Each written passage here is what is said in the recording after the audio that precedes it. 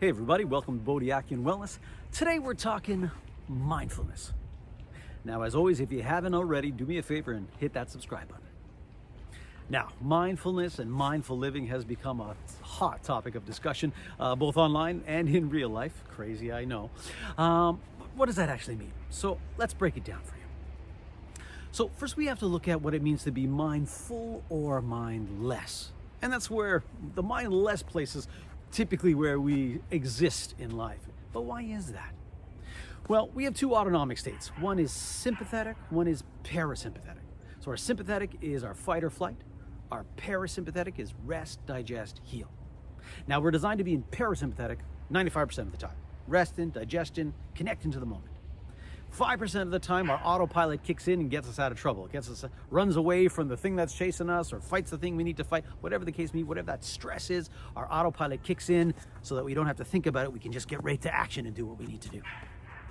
Now, the problem is that most people exist in the opposite state. 95% of the time, they're in sympathetic stimulation, fight or flight, and only 5% they're in rest, digest, heal, parasympathetic. So the problem with that is that it's reflexive thinking. It's not cognitive connection when you're in sympathetic stimulation. That's a problem because you're not really thinking. Now, let's put this in anything. Let's look at your meal.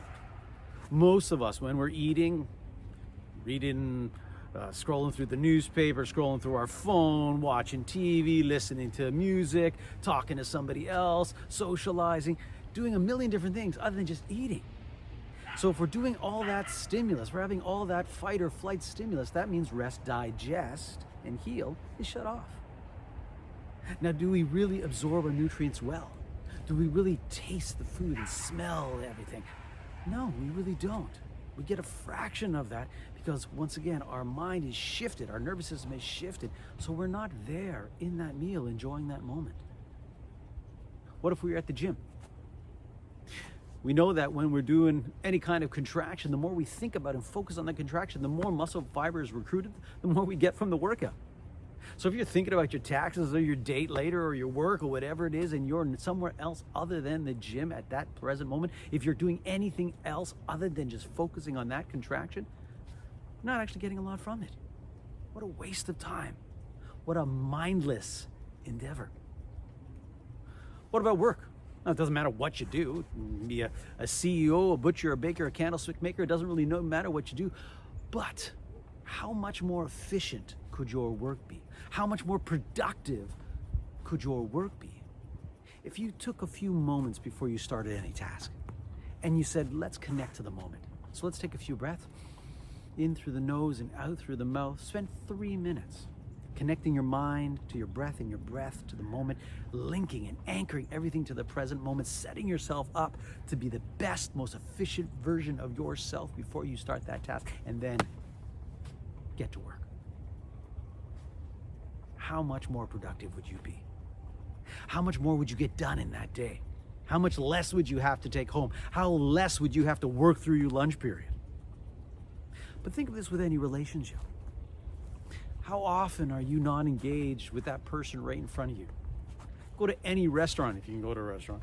Go to any restaurant, and how many people do you see heads down on a phone when there's someone right in front of them?